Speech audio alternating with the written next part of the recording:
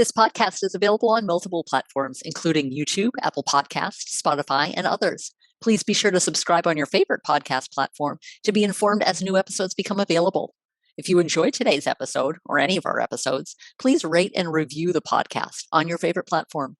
As always, check out our website at foodexperienceuunplugged.com for some resources as you begin your health journey. Hey everyone, Michelle Seidling here, celebrating the 100th episode of the Food Experience Unplugged podcast. So excited to be with you today to celebrate so many memories as we reflect on the first 100 episodes of the podcast. The podcast was initially created on a recommendation from my good friend John Gross. He was a sports journalist for years, and he was our videographer at the time as we first honed in on different aspects of the food experience. His suggestion came as just a casual conversation on one day during a videography session. Said you really need to get your message out, have those conversations that need to take place about food and wellness and the importance of prioritizing your health. Since then, the podcast has grown and grown. We initially talked with friends, with family, with individuals about how they view the food experience and what they're doing from a food perspective to optimize their health and well-being. It has since grown to add on health experts in many different wellness areas. We've had chefs, we've had medical professionals, we've had researchers, whole gamut of professionals focused on you and your health. The podcast is now a popular and sought-after podcast for crucial conversations about health and wellness. There are so many people who have made this podcast possible. All of our many, many guests, all 100 guests to be exact, as well as my friend John, so many different friends. Big shout out to people such as Gabe Leal, who was an inspiration to me with his own podcast, as well as people like Chris Hoffman at the Ambitious Vet Show, David Hennessy with the Wonder Technique, Dave Frost with Kaboomers, Scott Mader with Inspired Stewardship, and many, many more. Our first 100 podcast episodes can really be divided into 5 themes. The first is being prepared for your life and taking those steps to build your skills and to build your courage to move forward in making those changes in your life. A great highlight is for my friend Vicky Wouche, as we talked about financial preparation and how that affects you in terms of your wellness. Here's a short clip. Because we get caught up on other things. So there's no clear plan, there's no clear vision. And I think sometimes if you even say to people, in the early stages of something, so what's your vision? What's your 3-year vision? That can just terrify. It might even terrify some of your listeners. If I ask you, the listener, what's your 3-year vision? Some people will be on it. Yeah, right. Okay. I know where I want to be. I know what I'm doing. Great. Because that means you've already moved beyond and you're now on the ladder of moving towards the things that you want to achieve in your life. But if I say that to you and you're going, oh, I don't know, then that means that you haven't either waited long enough to get to the pain point, and you don't have to wait, or for whatever reason you don't have that clarity of what you do want life to be like. And you mentioned my books. The orange book here is called The Wealthy Retirement Plan, a revolutionary guide to living the rest of your life in style. And I think that's a great metaphor. Everybody goes to work. We're trained to go to work. We're trained to have debts that we have to pay off by earning wages, to buy things that we don't really need, to eat more food than we really need, etc. So we go through life like this, and then many people aren't happy in their jobs. They're not happy in their jobs for many reasons. The job itself isn't fulfilling, the boss isn't nice, or it takes them away from the things that are really important to them, maybe their family or their hobbies or their health. But they're not in enough pain that they'll do anything about it. And they'll wait and wait and wait and wait and wait. And then this thing called retirement magically happens at around 65. And then whether you're ready for it or not, the boss goes, right, okay, I don't need you anymore. Go home. And here, have this tiny pension, if you're lucky. We all know it's coming. You don't have to wait till you're 65. You can create the life that you want today by thinking about it after you've listened to this podcast. Work out how much it's going to cost in order to live that life. Work out how much money you've got what resources you've got, and then create the money that you need in order to live the life that you want, and start doing that tomorrow. You could just do that. And that's the 5 principles of the Wealthy Retirement Plan. It's clarity. What do you want for the future? Control. Get your financial education sorted. Resources. What have you got or can access that can help you start putting in place the financial plan to live the life you want? Leveraging those resources. And then legacy. That's it. You don't have to wait for retirement. You can start your legacy tomorrow. Our next theme is about gaining momentum and moving forward. Asking yourself, well, what if I don't do anything? What will happen to me? Versus if I do something and if I take action, what better health and wellness results can take place? Here's a short clip from David Hennessy, the creator of the Wonder Technique. Afterward, he has an additional bonus video to celebrate our 100th episode. Let me ask you quick, because Please. you've been through all different experiences. You're still going strong. You're resilient. You've learned a lot from each of those experiences. Yes. At the other extreme, there are some who may be listening and maybe, when things happen in their lives, they may be much more hesitant to do different things, or their attitudes may be different depending on their circumstances. In your experience with your own resilience building and experiences, as well as people you've worked with, what is that? How do you resolve the differences in that you've got 2 extremes and then you've got everything in between as far as building resilience? This is a very good question. How to get over things requires you to look at what would happen if you never get over them. You have to look at the worst case scenario as, if I don't change my life right now, what am my life going to look like in 5 years? So what I do, for example, is for somebody who's trying to find themselves motivated to get out of financial debt, create better relationships in their lives, find the career that they love, or just change their lives physically, you need to go in the future 5 and 10 years and imagine, like I've used this example before. Imagine if you've got problems maybe with your physique, and you're thinking, well, 5, 10 years down the road, what if 15 years down the road that your children have children and you're a grandparent and you can't even bend over because of a physical issue that you could work on right now? Like it's not a genetic problem. It's something that you can change by your behavior. Would you be willing to accept the negative consequences? Chances are most people will not. And that will drive motivation. And this is what will get you to take action. First of all, you have to find the motivation inside of you, not people around you. Nobody's going to make you do what you want to do. It has to come from inside. That's what decision that I made on the couch, for example, not the therapist's couch, but the couch when I was lying down, lying there with my back just hurting like crazy. So I say to people, look to the future. Imagine the worst case scenario. Like, what if I continue smoking? What if I continue just, I figure I'll get around to it eventually. You have to desire that you need to make the change. And once you get the motivation and you make a decision, and the key thing is not just the motivation decision, is to actually take an action. It doesn't matter what the action is. You just pay attention to the result of the action. You need to create that momentum towards doing it. And it's not something that happens overnight, but it's either you're moving towards better state of well-being, being more resilient, or you're moving the opposite way. We're not static. And that's the danger, is like people say, as you get older, you're going to get X, Y, Z. And I don't believe that. It hasn't happened to me. That as I've got older, I've got weaker and all those sort of things. But that's because I pay conscious attention to my own habits and behaviors. Not obsessed, but I've set the principles in place that I nourish every day. And that's part of the Wonder Technique. I hope.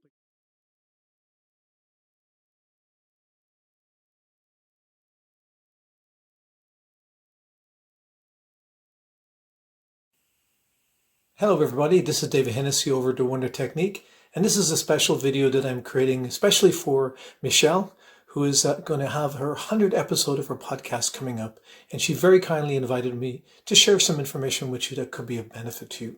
If you're not familiar with my work, the Wonder Technique, it's a holistic approach to personal development, and there's a lot of little gems and ideas that I share with people on my website and through my work with individuals. Here's an idea I would like to share with you that I really encourage people to use, and it's called framing the day. what it is that the first thing you do is you wake up in the morning. Before you open your eyes, you imagine with emotion the experiences that you want to have that day. Whether you're going to feel that you had an exceptional experience going for a run, whether you're having a conversation with a friend that day or a business meeting, you visualize it actually going positively. And then, as you wake up out of bed, take the time to make some notes down on a piece of paper to actually write it down what you want to experience that day, and with gratitude in advance. Now, as the day is over and the day is finished, and before you get into bed, I encourage you to do the continuation of the framing of the day, where you take the time to write down on the notepad your experiences that day that you're grateful for. And potentially they'll be the exact experience that you had desired to create that day. In addition, as you go to sleep, just as you close your eyes, to think about what has happened that day that you can be grateful for and the positive experience that you have. Feel the emotion, look for that feeling inside of you, and then ponder again the things that you want to have experienced in your life.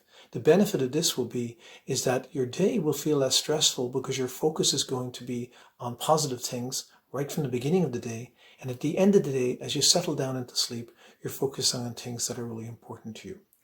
Thank you again, Michelle, for giving me this opportunity to share.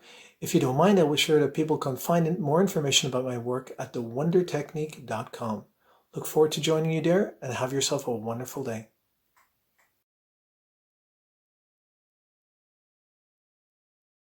Our third theme is about getting in motion, moving your body, moving yourself, moving your life.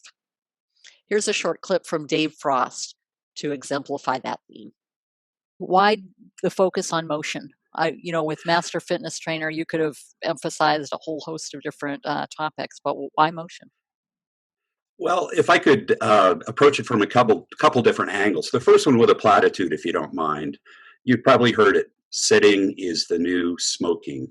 Bad things happen when we, as knowledge workers in corporate America, God bless the farmers and the people that are actually moving for their jobs, but most of us in the IT age, are information technology age, or knowledge.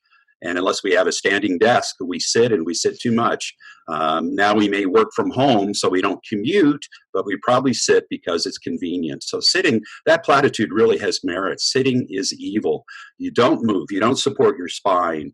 You don't keep your internal organs aligned. You don't breathe properly with your diaphragm. So the modern age has thrust inactivity upon us. Isn't it interesting in relation to that? So activity generally is down, and consumption of food is way up.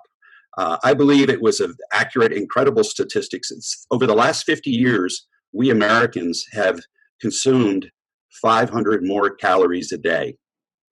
That's a pound a week more than we did 50 years ago.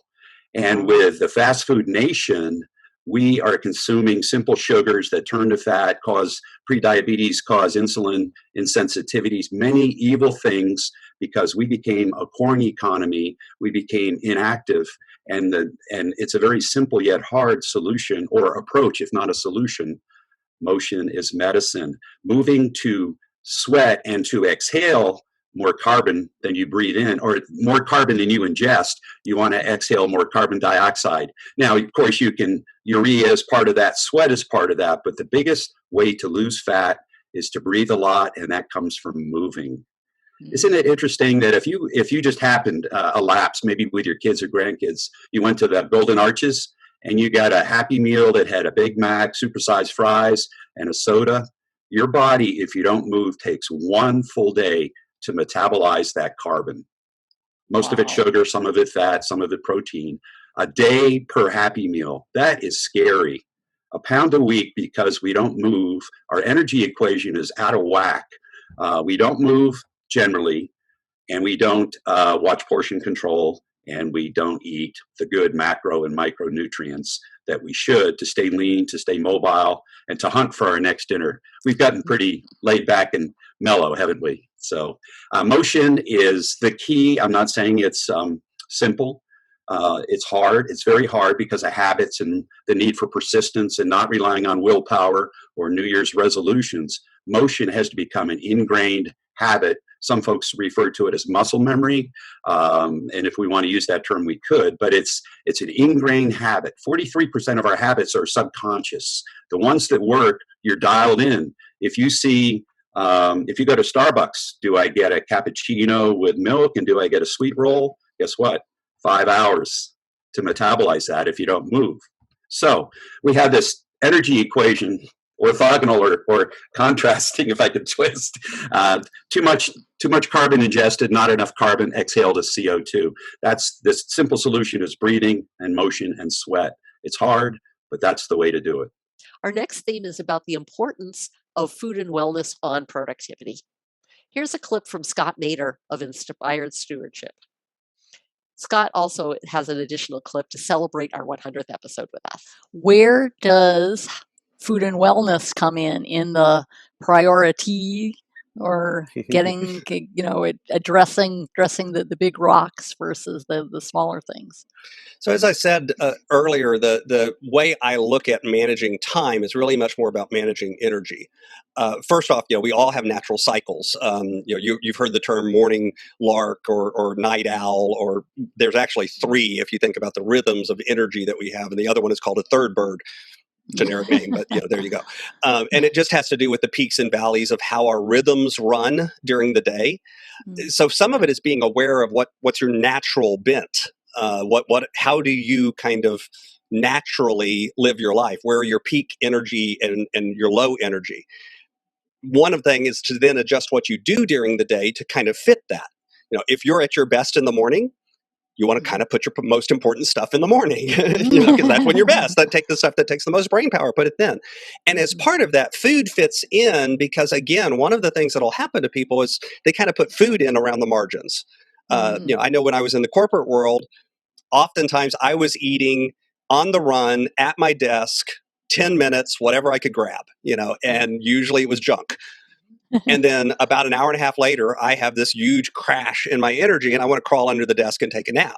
It took me a while to figure out, eating sugar and all of this crud for lunch probably isn't doing me any favors. Let's look into this a little bit more. And so I began to eat more of things that, for me at least, would level that energy out. Now, that doesn't mean I was still for me, my peak was not right after lunch. That wasn't like my highest energy. Wow, I'm ready to go.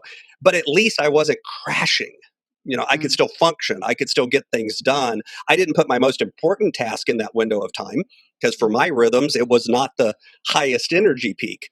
But again, by paying attention to my energy, I was able to track back and recognize, hey, what you're doing, eating junk food, eating it quickly, eating at my desk, isn't working. Okay, I got to go leave my desk and go to the break room, or go leave my desk and go outside, or, I would go for a walk after lunch. So we had a relatively large office. And so if I made a big loop around the office, it was a not insignificant walk. So I would go take about 3 laps around the office. Well, plus that let me go visit with people and say hi to check in with my employees. So there was kind of a ulterior motive too. But what did that do?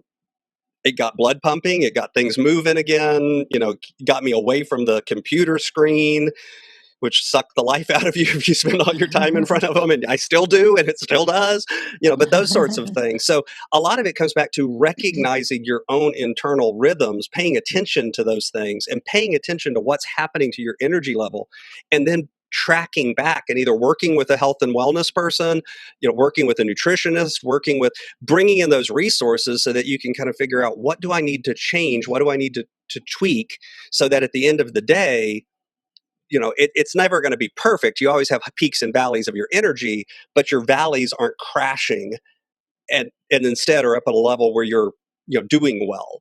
I actually think, we have that after lunch slump that everybody has where they, I'm ready to take a nap. And some of that's natural, but it doesn't have to be as bad as it usually is. If you're taking care of your health and wellness, you're doing the exercise that you need to do, you're eating well as opposed to what a lot of us eat, which is junk. As an example, I drink a ton more water now that I've become aware of how dehydrated I really was. I've dramatically increased my intake of water. I don't drink soda anymore to speak of. Every once in a while when I'm out at a restaurant, I'll have one, but it's just kind of an indulgent treat at that point. It's not a normal thing. That helps with my energy levels throughout the day, because I think one of the reasons that my energy would drop is, again, my body's going, dude, go drink a glass of water, but I wasn't doing it. I wasn't listening to what it was asking me to do. Great to help celebrate with the Food Experience Unplugged podcast. And I'd like to share a little bit about my morning routine. So when I get up in the morning, of course, I take care of some hygiene and those sorts of things, and I get myself a cup of coffee. But then the first thing I do is sit down and have some quiet time where I meditate and I read some spiritual things and I journal a little bit about how I'm feeling about the day and what I'd like to get done today and what I'm looking forward to. I spend a little bit of time doing those things, about 10 or 15, maybe even 20 minutes on some mornings. Then I'll spend about another 10 minutes reading some nonfiction material, something that I'm trying to study or get better at or learn about during the day. I have some other things that I do, like texting my mother and certain people in my life and spending some time greeting them and making sure that they know I'm thinking of them in the morning. But then I transition into my work day with a work startup routine where I check all of the input that came in overnight through email and other sources. I look at my calendar. I look at the to-do list that I put together the night before. I make any adjustments, and then I roll straight in to getting my workday done and working. Since I work from home and I work for myself, I have to make sure I have that discipline of getting started early and getting a good start on the day. Our last theme for the 100 episodes is about understanding yourself and your abilities. Here's a short clip from Karen Nicole Bitar to celebrate and highlight our theme. Because your fundamental nature, a person's fundamental nature, who they really are at core, who they really are is, they're love through and through. They are abundance. They are creativity. They are intelligence. They have a geniusness within them. And so if you're experiencing something, if someone's experiencing something other than that, it's actually a departure from their natural state, who they fundamentally are. And so it's like so there is a lack of understanding there. And what people think is, or kind of like what a general kind of thoughts are about this is like, that's just what life is. And of course I was told that by my colleagues, like, this is just what life is. Like, life is, it's not great, right? Like it's, and the thing is like, this has become normalized. Like it's become normalized to live in states of disease. It's become normalized to live in states of stress, or living in states of this is wrong or that is wrong, or I'm a victim to this or that. It's become normalized. It's not normal. It's not our fundamental nature. It's not who we are. And so if someone's living in states like that, I would say you actually lack an understanding of who you are and how you function. And if you understood who you are and how you functioned, you would have a very different experience. And that's really what changed my life. That's what transformed my life, was me understanding me understanding who I was and how I functioned. I have been in awe about the first 100 episodes and how far we've come. I look forward to sharing each of the next 100 episodes with each of you.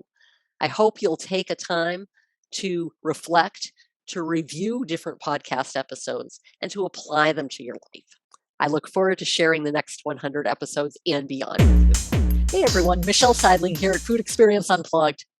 Are you enjoying the Food Experience Unplugged podcast and are ready to ramp it up a level? Then it's time to go premium. With a premium podcast membership, in addition to all the great podcast episodes you know and love, you'll receive additional bonus content and exclusive interviews from many of our podcast guests. You'll receive a live Q&A access each month where I'll address questions pertaining to holistic health and how you can start your journey. You'll also receive weekly shorter video clips with information on tips, tricks, and strategies to get started, to build consistent habits, and to take charge of your health. Go premium today. I'll see you there.